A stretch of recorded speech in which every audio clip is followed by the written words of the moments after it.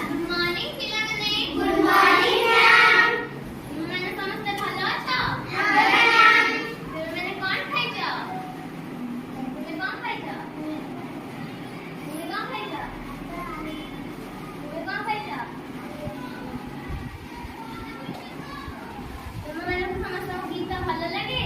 ଆଜ୍ଞା, ma'am। ମୁଁ ଗୋଟେ ଗୀତ ଗାଉଛି, ତୁମେମାନେ ସମସ୍ତେ ଶୁଣିବ? ଆଜ୍ଞା, ma'am। ବନ୍ଦେ ମୋ ଭାରତ,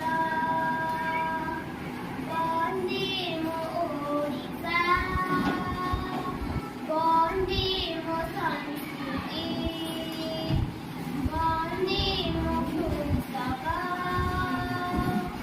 ବନ୍ଦେ ମୋ ସୈନିକ, ବନ୍ଦେ ମୋ ମାଟି ମା।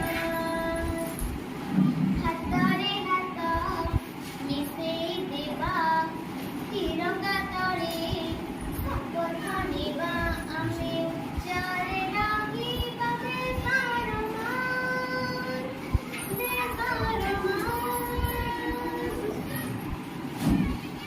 ତୁମମାନଙ୍କୁ ମୋ ଗୀତଟି ଭଲ ଲାଗିଲା? ଆଜ୍ଞା, ମ୍ୟାମ୍। ହଉ, ସମସ୍ତେ ବସ। ଏବେ ତୁମମାନଙ୍କର ଦଳ ଗଠନ କରିବା।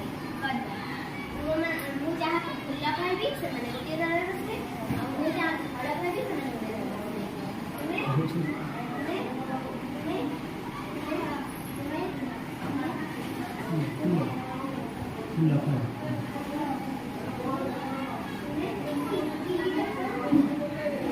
ଏବେ ତୁମମାନଙ୍କର ଦଳପତି ନିର୍ବାଚନ କରିବା। ଫୁଲ ଦଳର କିଏ ଦଳପତି ହେବ? ଏବେ ଫଳ ଦଳର କିଏ ଦଳପତି ହେବେ?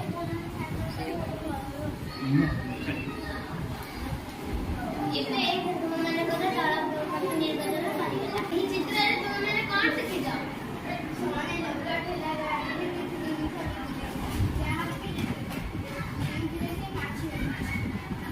ଆମେ ଏହି ଖାଦ୍ୟକୁ ଖାଇବା ଉଚିତ?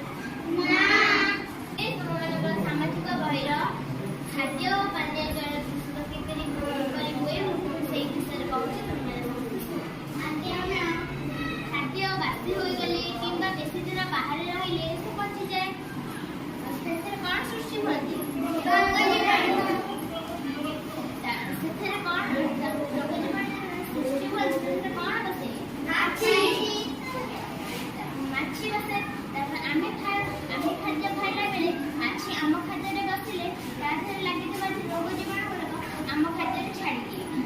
ତେଣୁ ଆମେ ସେ ଖାଦ୍ୟକୁ ଖାଇଲେ ଆମ ପେଟରେ ପେଟକୁ ଯାଏ। ପେଟରେ କେତେ ପ୍ରକାର ରୋଗ ହୁଏ।